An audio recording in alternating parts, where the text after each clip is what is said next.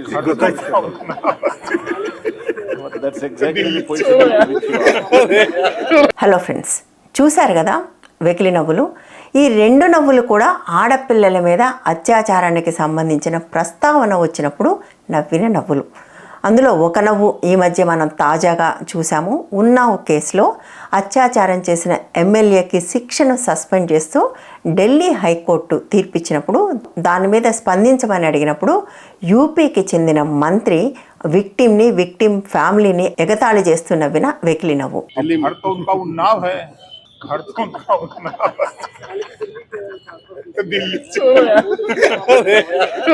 ఇక రెండో నవ్వు గురించి కొంచెం విపులంగా చెప్పుకోవాలి. నిజానికి ఇది 4 సంవత్సరాల కింద జరిగింది.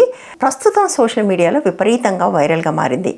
ఎందుకు మారింది అంటే, ఉన్నావ్ కేసులో ఎవరైతే అప్రతిష్ట పాలయ్యామని అనుకుంటున్నారో ఆ పార్టీ వాళ్ళు మీరు కూడా ఏం తక్కువ కాదని చెప్పడం కోసం బయటకు తీసిన వీడియో ఇది. వాళ్ళ ఐటీ సెల్ దీన్ని విపరీతంగా ప్రచారం చేస్తుంది.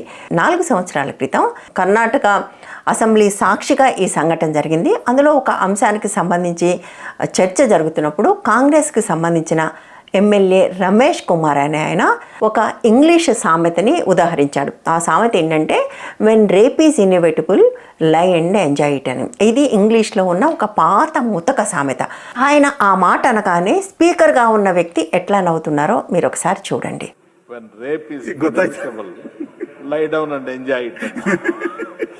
That's exactly the position into which you are. స్పీకర్గా ఉన్న వ్యక్తి భారతీయ జనతా పార్టీకి చెందిన వ్యక్తి. ఐటీ సెల్ వాళ్ళు దీన్ని కాంగ్రెస్ని బ్లేమ్ చేయడానికి బయటకు తెచ్చారు, కానీ అందులో కూడా ఇద్దరు ఉన్నారు. ఈయన మాట్లాడటం ఎంత చెత్తగా ఉందో ఆయన నవ్వటం కూడా అంతే చెత్తగా ఉంది. ఇది ఇండియన్ పాలిటిక్స్లో చాలా క్లాసిక్ కదా. మీరు అవినీతి చేశారు అని ఒక పార్టీ ఇంకో పార్టీని అంటే వెంటనే వాళ్ళు చేయలేదా అంటారు. మనం ఎప్పుడైనా ఈ పార్టీ వచ్చిన తర్వాత జరుగుతున్న అవినీతి గురించి మాట్లాడితే 70 ఏళ్ల కాంగ్రెస్ స్కామ్ల సంగతి ఏంటి అని మాట్లాడతారు కదా. సరిగ్గా ఇదే. ఏ పార్టీ కూడా మేము అవినీతి చేయలేదు, మేము అవినీతిని అరికట్టడానికే పనిచేస్తున్నామని చెప్పరు. నిజానికి ఆ మాట చెప్పి అధికారంలోకి వస్తారు. నై కావుంగా నై కానే దూంగా అని వచ్చిన వాళ్ళు ఎన్ని చేశారో మనం చూసాం. కాకపోతే మీడియా వాళ్ళ గుప్పిట్లో ఉండటం వల్ల ఎంత పెద్ద స్కామ్ అయినా కూడా అసలు వార్తగా కాకుండా పోవటమో అయితే చిన్న వార్త కావటమో జరిగింది. సరే, మళ్ళీ మనం మాట్లాడుకున్న అంశానికే వస్తే, స్త్రీలకు సంబంధించి ఇన్సెన్సిటివ్గా ఉండటంలో ఏ పార్టీ కూడా తీసిపోదు. ఒక్క పార్టీని మించి మరొక పార్టీ ఇటువంటి కమెంట్స్ చేశారు. చాలా క్లాసిక్ కమెంట్ ఏంటంటే, నిర్భయ సంఘటన జరిగిన తర్వాత అత్యాచారం చేసిన వాళ్లకు ఉరిశిక్ష విధించాలి అనే డిమాండ్ వచ్చినప్పుడు అప్పుడు ఒక పొలిటీషియన్ కూడా అన్నాడు, బహుశా ఆర్జేడీ అనుకుంటాను, మగపిల్లలు కాబట్టి అలాంటివి చేస్తారు, అంత మాత్రం చంపేస్తారా అని కూడా అన్నాడు. సో ఇట్లా ఆడపిల్లల మీద అత్యాచారాలకు సంబంధించి ఇన్సెన్సిటివ్ కామెంట్స్ చేసేవాళ్ళు మొత్తం అన్ని పార్టీల్లోనూ ఉన్నారు. ఏ పార్టీ కూడా దీనికి మినహాయింపు కాదు. కొంతమంది ఎక్కువ, కొంతమంది తక్కువ. ఇంకా ఆశ్చర్యకరమైన విషయం చెప్పమంటారా? భారతదేశంలో స్త్రీల పట్ల హింసకు పాల్పడిన వాళ్ళు, ఇంక్లూడింగ్ అత్యాచారం పాల్పడిన వాళ్ళు అసెంబ్లీలోనూ పార్లమెంట్లో కూడా ఉన్నారు. మొత్తం ఎంతమంది అనేది చెప్పలేకపోయినప్పటికీ కూడా అసోసియేషన్ ఫర్ డెమోక్రటిక్ రైట్స్ అనే ఒక సంస్థ 2019 నుంచి 2024 వరకు రకరకాల ఎలక్షన్స్లో ఎమ్మెల్యేలు, ఎంపీలు దాఖలు చేసిన అఫిడవిట్స్ తీసుకుని ప్రతి అఫిడవిట్లో కూడా ఎమ్మెల్యే, ఎంపీ తమ మీద ఉన్న కేసులు రాయాలి. ఎంతమంది నిజంగా రాస్తున్నారో మనకు తెలియదు, ఎందుకంటే అఫిడవిట్లో అబద్ధాలు ఆడేవాళ్ళు కూడా చాలామంది ఉన్నారు. ఎవరో ఒకళ్ళు దాన్ని ప్రశ్నించి కోర్టుకు వెళ్ళేదాకా అవి చాలామంది అయిపోతూనే ఉంటాయి అనుకోండి. సో అఫిడవిట్స్లో రాసుకున్న వాళ్ళు, మా మీద ఫలానా కేసు ఉంది అని రాసుకున్న వాళ్ళు, ఇంక్లూడింగ్ రేప్ కేసులు 151 మంది ఉన్నారు. అంటే మొత్తం అందరూ కాదు, కేవలం ఆ 5 ఏళ్లలో అఫిడవిట్స్ దాఖలు చేసిన వాళ్ళలో ఉన్న సంఖ్య. ఇందులో అతి ఎక్కువ మంది ఎక్కడి నుంచి వచ్చారో తెలుసా? 25 మంది ఇటువంటి కేసులు ఉన్న వాళ్ళు వెస్ట్ బెంగాల్ నుంచి వచ్చారు. ఈ మాట వినగానే కొంతమందికి చాలా సంతోషం అవుతుంది. చూసారా వెస్ట్ బెంగాల్ ఎలాంటి రాష్ట్రం, అందుకే మాట్లాడాలి దాని గురించి అంటారు కదా. నేను మొత్తం చెప్పేదాకా కూడా వినండి. 25 మంది ఒక్క వెస్ట్ బెంగాల్ నుంచి వస్తే, రెండవ రాష్ట్రం నాకు కూడా చాలా ఆశ్చర్యం వేసింది అది విని, ఆంధ్రప్రదేశ్. 21 మంది స్త్రీల మీద హింసకు పాల్పడిన కేసులు ఉన్నవాళ్ళు 21 మంది ఆంధ్రప్రదేశ్ నుంచి ఉంటే, 3వ స్థానంలో ఒడిస్సా ఉంది, 17 మంది. ఇక పార్టీల వైజ్గా చూద్దాం. మొత్తం 151లో 3వ వంతుకు పైగా అంటే 54 మంది ఒకే ఒక్క పార్టీకి చెందిన వాళ్ళు. ఏ పార్టీయో చెప్పుకోండి, భారతీయ జనతా పార్టీ. రెండవది కాంగ్రెస్ పార్టీ, ఆఫ్కోర్స్ ఆ తర్వాత ఉన్న అతిపెద్ద పార్టీ అదే, 23 మంది. మూడో పార్టీ తెలుగుదేశం పార్టీ. ఆంధ్రప్రదేశ్లో ఉన్న 21 కేసుల్లో 17 మంది తెలుగుదేశం పార్టీకి చెందిన వాళ్ళే. ఇది చూసి నేను చాలా ఆశ్చర్యపోయాను.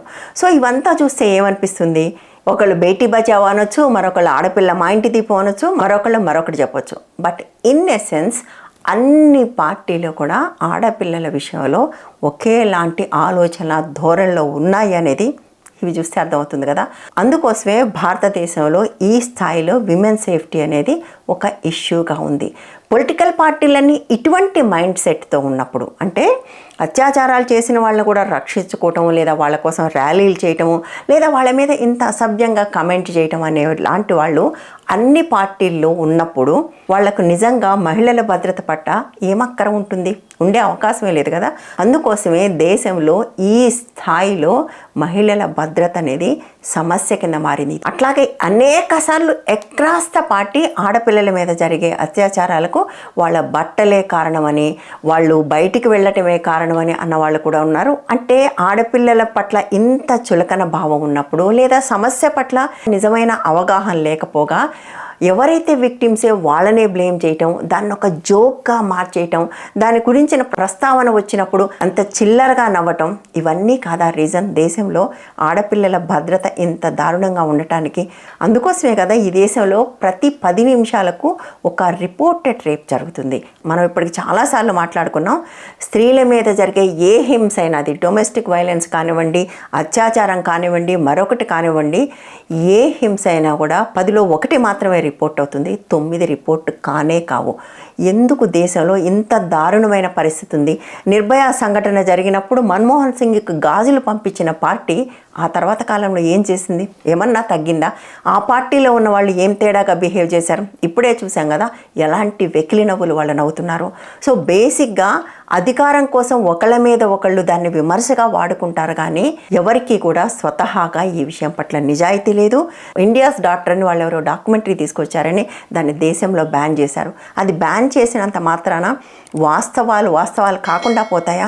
నిర్భయ ఘటనని ఆ స్థాయిలో రాజకీయం చేసిన ఈ పార్టీ 10 ఏళ్లలో ఏం చేసింది? ఒక కొత్త కల్చర్ని తీసుకొచ్చింది. ఎప్పుడైతే రేపిస్టులు బయటకు వస్తున్నారో వాళ్ళకు దండలు వేయటం, వాళ్ళకి సన్మానాలు చేయటం, వాళ్ళ కోసం ఊరేగింపులు తీయటం, ఇటువంటి ఒక కొత్త కల్చర్ని కూడా తీసుకొచ్చింది. నిజంగా ఈ రాజకీయ పార్టీలన్నీ ఆడపిల్లల భద్రత కోసం పనిచేస్తాయా? చాలామందికి అనిపించవచ్చు ఊరూరికే ఆడపిల్లల భద్రత గురించి ఎందుకు మాట్లాడుతుంది, వేరే వాళ్ళ భద్రత సంగతి ఏంటి అని. ఒక విషయంలో నిజాయితీ లేని వాళ్ళు వేరే విషయాల్లో నిజాయితీగా ఉంటారని మనం అనుకోలేము. జెండర్ విషయంలో నిజాయితీగా లేని వాళ్ళు కాస్ట్ విషయంలోనో, ప్రాంతం విషయంలోనో, మరొక విషయంలోనో నిజాయితీగా ఉంటారని మనం అనుకోలేము. మీరేమంటారు? కమెంట్స్లో చెప్పండి. Thank you.